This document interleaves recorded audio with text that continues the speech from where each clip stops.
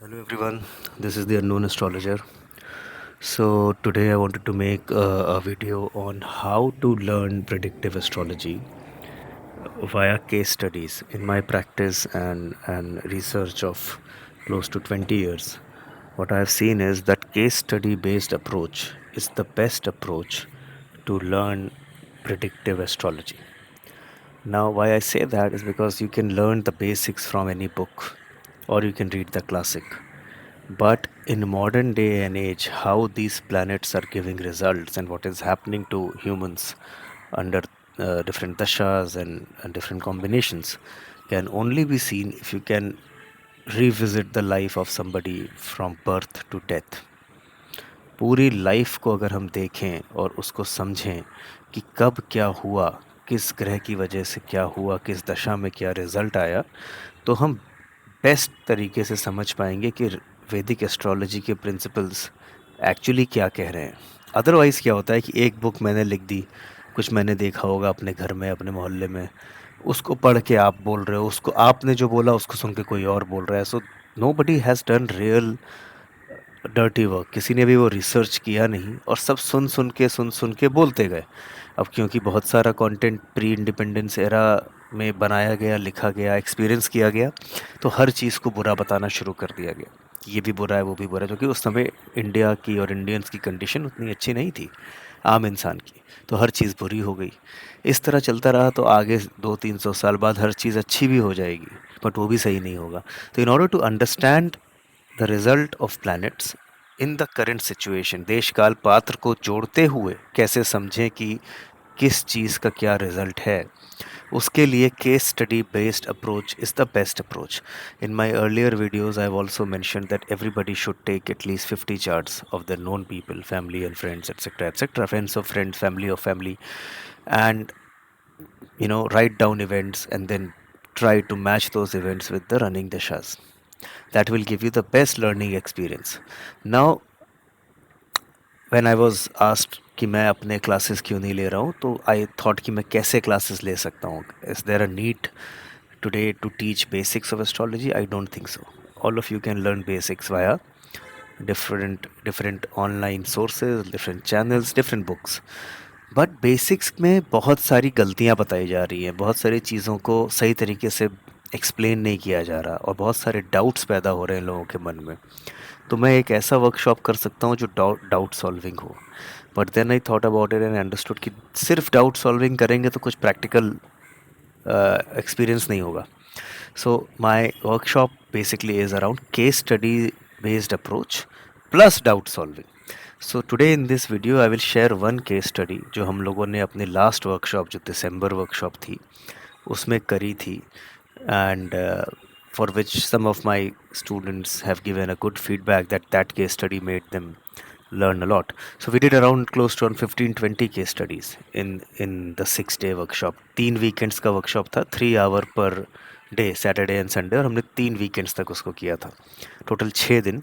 और 3 घंटे का प्लान था, but almost more than 50% of the classes went above 3 hours. It went 3.5 to 4 hours, जो कि इतना इंटरेस्टिंग बन गया कि there was no point in बीच में उसको काटने का पॉइंट नहीं था.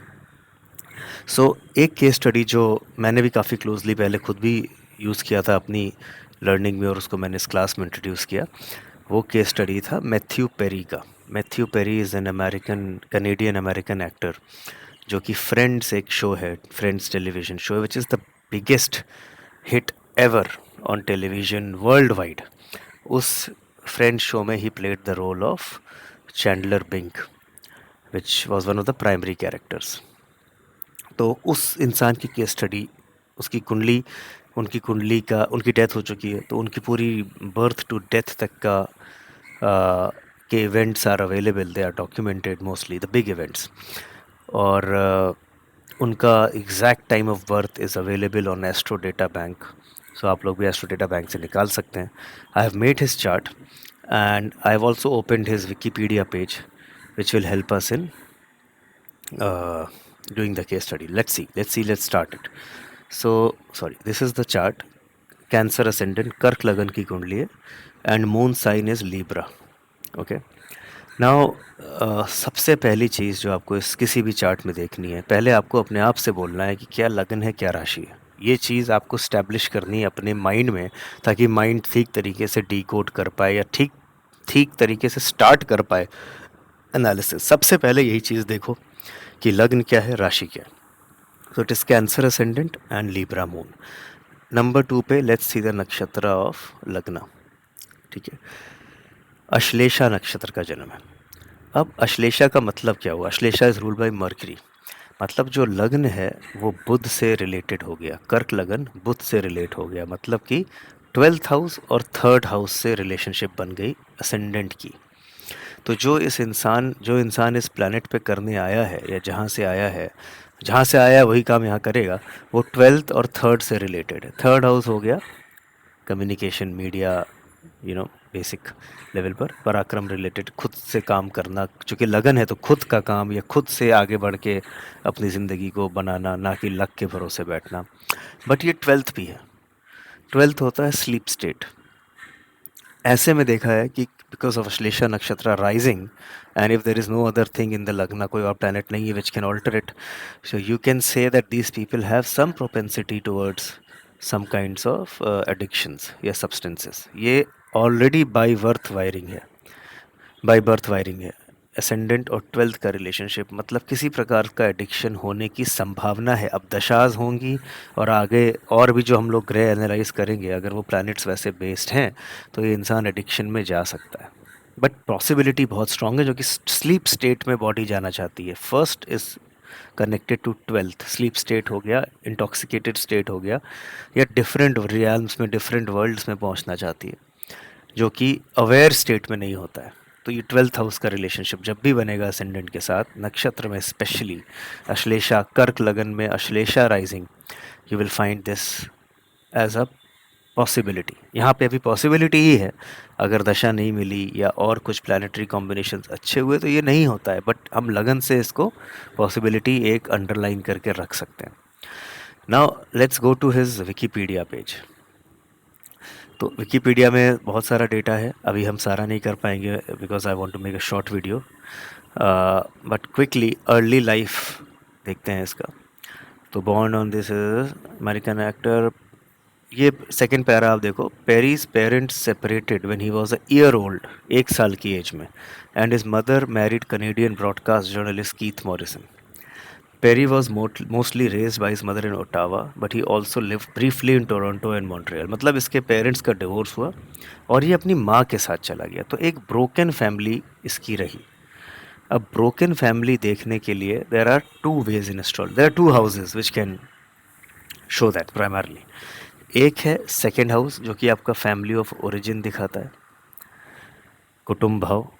दूसरा है फोर्थ हाउस, जो कि पेरेंट्स एज अ कपिल दिखाता है, पेरेंट्स एज अ यूनिट। दोनों पेरेंट्स मिला के भी कैसे हैं, माँ तो है ही फोर्थ, बट माँ मून से भी दिखेगी, बट दोनों पेरेंट्स एज अ यूनिट कैसे हैं वो फोर्थ हाउस से दिखेगा। इन दोनों भाव में जब तक, और नेचुरल फोर्थ भी देख लो, इन दोनों भाव में जब तक कोई नेगेटिव इन्फ्लुएंस नहीं होगा तब तक ये ब्रोकन फैमिली पॉसिबल नहीं है।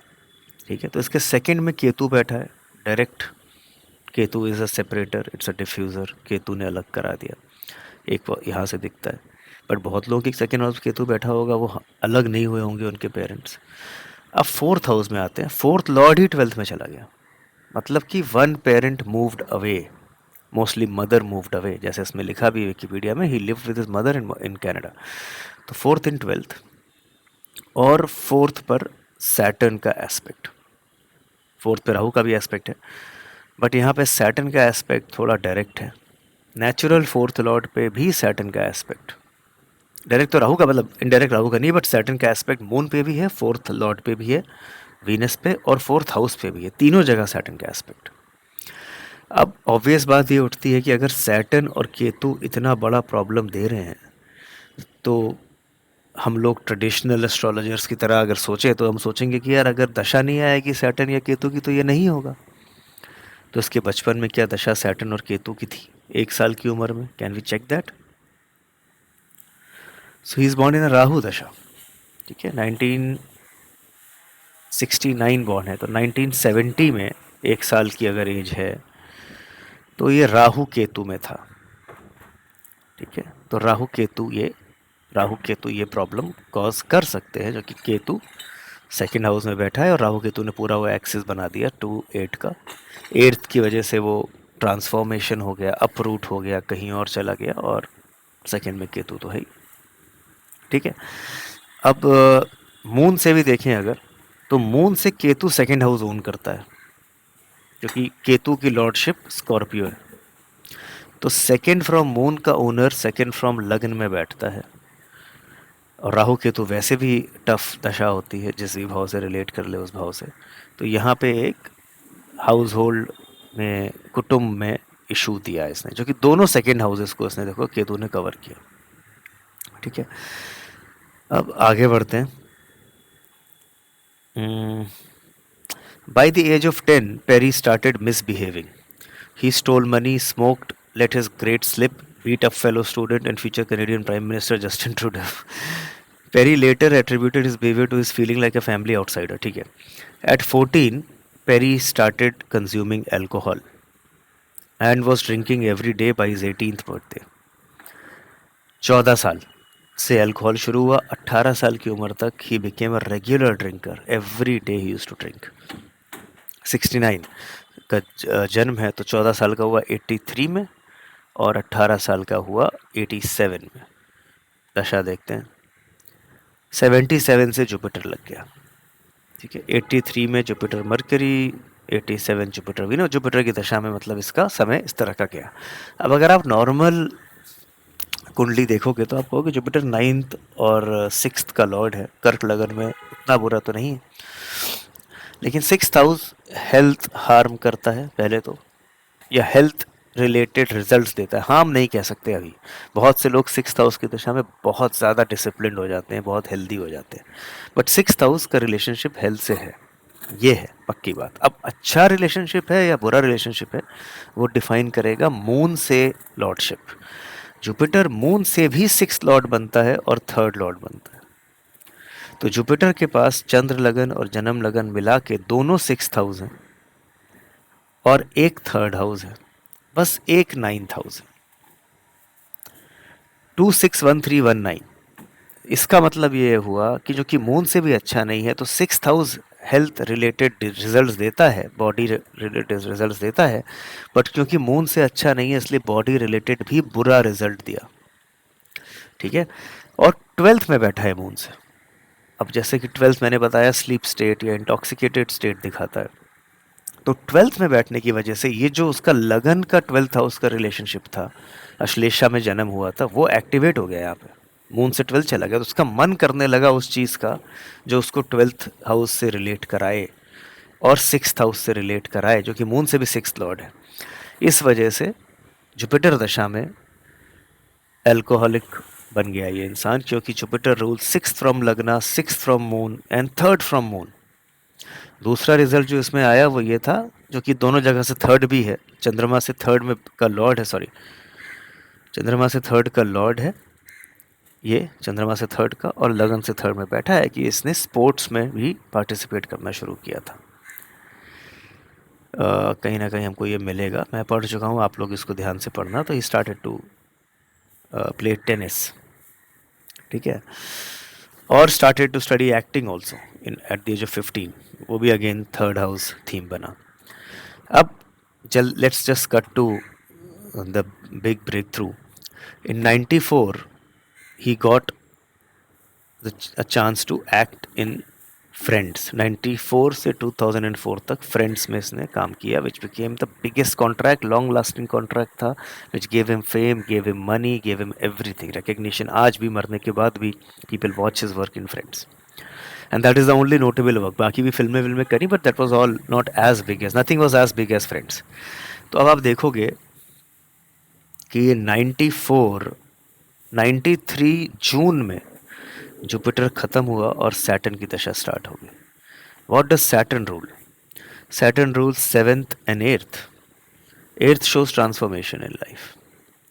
सैटर्न कंटेन्स राहु, राहु की राशि लॉर्ड की दशा में मैसिव ट्रांसफॉर्मेशन हो सकता है। 7th shows contract, so contract and transformation. ये कॉन्ट्रैक्ट और ट्रांसफॉर्मेशन छोटे मोटे एक्टिंग कोच बनने का, टेनिस कोच बनने का, किसी हॉस्पिटल में काम करने का, किसी भी प्रकार का कॉन्ट्रैक्ट हो सकता था, लेकिन ये बहुत बड़ा एक्टिंग अपॉर्चुनिटी थी। ये क्यों थी?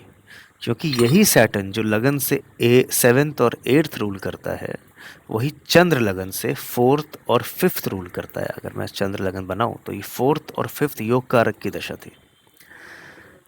जैसे कि मैंने बताया कि ये जो ज्योमेट्री है चार्ट की, कि जो आपकी दो रनिंग दशाज हैं वो लगन से कहाँ है, चंद्र से कहाँ है, दैट डिसाइड्स कि क्या होगा, अच्छा होगा या बुरा होगा। ये फल सिर्फ चंद्रमा पे डिसाइडेड है। यही जुपिटर की दशा जो सिक्स लॉर्ड थी, हाईली डिसिप्लिन टेनिस प्लेयर भी हो सकता था अगर वो चंद्रमा से अच्छा होता था, बट चंद्रमा से भी खराब था तो वो नेगेटिव पे गया। यही शनि की दशा जो कि सेवेंथ और एट्थ लॉर्ड है, बहुत से लोग इस पॉडकास्ट को सुन रहे होंगे और वो जानते होंगे कि शनि की दशा इन cancer ascendant can mean a very difficult time, और शायद उनके साथ हुआ भी हो, बट यहाँ नहीं होगा क्योंकि चंद्रमा से वो योग कारक है। तो चूंकि योग कारक है इसलिए सेवेंथ हाउस का कॉन्ट्रैक्ट अच्छा कॉन्ट्रैक्ट, एट्थ हाउस का ट्रांसफॉर्मेशन अच्छा ट्रांसफॉर्मेशन, बेनिफिशियल ट्रांसफॉर्मेशन। यही योग कारक नहीं होता, अगर लगन भी और राशि दोनों दोनों कैंसर होती तो यही कॉन्ट्रैक्ट और यही ट्रांसफॉर्मेशन खराब होते, नेगेटिव जाते, असाइलम में जा सकता था, रिहैब में जा सकता था, कॉन्ट्रैक्ट हो सकता था कि ऐसा कि कोई छोटा मोटा काम करे, टीचर बन जाए, कुछ भी ऐसा हो सकता था। तो बिकॉज ये योग कारक की दशा थी इसलिए ऐसा हुआ। और ये कॉन्ट्रैक्ट सेवेंथ फ्रॉम मून में बैठा है, सेवेंथ फ्रॉम मून में सैटर्न बैठा है which is the 10th house. So this contract was about a public life. Seventh from moon is relationship with the public. Moon is public, moon is society, समाज, वहाँ से seventh relationship with समाज। In the 10th house, 10th house shows professional success. तो यही Saturn की दशा became the best दशा of his life. So this is how we do case studies. This is how you should do case studies, not just of known people, of celebrities, but also of as many people you personally know. उनके भी life के एक एक event को आप map करो और उनके चार्ट से, उनकी दशाओं से मिलाओ, सो दैट यू अंडरस्टैंड कि जो हम लोग किताबों में पढ़ रहे हैं, जो हम लोग किसी और इंसान के ओपिनियंस को देख रहे हैं ऑन इंस्टाग्राम रील्स में कि अरे अरे सैटर्न तो बहुत ख़राब है, कैंसर असेंडेंट में बर्बाद हो जाएगा, और जुपिटर तो बहुत अच्छा है जी, उसमें आबाद हो जाएगा, दोनों ही चीज़ें यहाँ पे नहीं हुई। इस तरह के मैंने 15-20 और भी case studies, charts of interesting people, known and unknown both, निकाल के रखे हैं, which we will be taking up in the next workshop. Next workshop फरवरी में है। We will be doing a 3 weekend program, so again 3 hours per day. Timing we will decide when everybody who wants to do it has joined. फिर हम लोग group बना के WhatsApp पे we decide the time which suits most of the people. Last time the time was 5 to 8 p.m. 5 p.m. to 8 p.m. It got extended to 9 p.m. on most of the days. So if you want to learn astrology with me, learn predictive astrology with me without any crap, कुछ भी बकवास बात नहीं कर रहे हैं हम यहाँ पे, ये दोष है, वो दोष है, काल सर्प है, ये है, वो है, डराने वाली कोई बात नहीं है। हर चीज़ कुंडली से क्लियर है, हमें देखना नहीं आता है। हर चीज़ D1 चार्ट से क्लियर है, हमें देखना नहीं आता है। D1 चार्ट अपने आप में 3 चार्ट है, चंद्र लगन, सूर्य लगन और जन्म लगन। उन तीनों का जो इंटरसेक्शन है, जो ज्योमेट्री है, वो असली एस्ट्रोलॉजी है। हमें वो मिलके समझना है, डिकोड करना है। कुछ चार्ट्स मैं स्टूडेंट से ही लेता हूँ जिनकी लाइफ इंटरेस्टिंग रही है, चाहे उनकी खुद की या उनके फैमिली मेम्बर की। मैं ओपन फोरम में उनसे ही लेता हूँ। हर दिन 3 घंटे के लेक्चर में 2 घंटा केस स्टडी और 1 घंटे problem solving, question and answer about anything in astrology. जो भी सवाल आपके मन में है, कोई भी डाउट, आपने कहीं भी कुछ भी पढ़ा है, we can take those things up. इसकी फ़ीस है 7,000 रुपीज़। जिस भी इंसान ने मेरे साथ पहले कोई भी वर्कशॉप करी है या कोर्स करा है, उसके लिए fees is 5,000 rupees. So you guys can join again if you wish to at 5,000 rupees. For new students, it is 7,000 rupees. So yeah, this is how we go about it. बहुत सारे लोगों ने मुझसे पूछा है, मैंने लास्ट वीडियो में announce किया था कि हम लोग क्या सीखेंगे, क्या टॉपिक्स होंगे, तो मेरा आंसर उसके लिए है कि हम हर चीज़ सीखेंगे। एक इंसान के लाइफ में जब भी जो भी हुआ, जैसे मैथ्यू पेरी की शादी नहीं हुई तो क्यों नहीं हुई, किसी और इंसान का हम केस स्टडी करते हैं, उसकी शादी हुई तो कब हुई, उसके बच्चा हुआ तो कब हुआ, उसने घर खरीदा तो कब खरीदा, उसके करियर में कब ट्रांसफॉर्मेशन आया, कब अप और डाउन आया, कब उसको डेट्स हुए, लोन्स हुआ, बीमारी हुई, तो पूरी लाइफ मैप कर रहे हैं। हर वो इवेंट जो इम्पोर्टेंट है, जो हमें पता है, जो डॉक्यूमेंटेड है, हम उन सब चीज़ों को मैप करेंगे। उसमें से आप देखोगे कि ज़्यादातर चीज़ें दशा अंतरदशा से जस्टिफाई होंगी। हम लोग को कहीं कहीं बहुत ही कम केसेस में ट्रांजिट्स देखने पड़ेंगे, वो भी हम लोग we will discuss each and every aspect of an individual's life. All right, so if you are interested, you can WhatsApp me on 790-540-1688, and on WhatsApp we can take the discussion ahead. Thank you.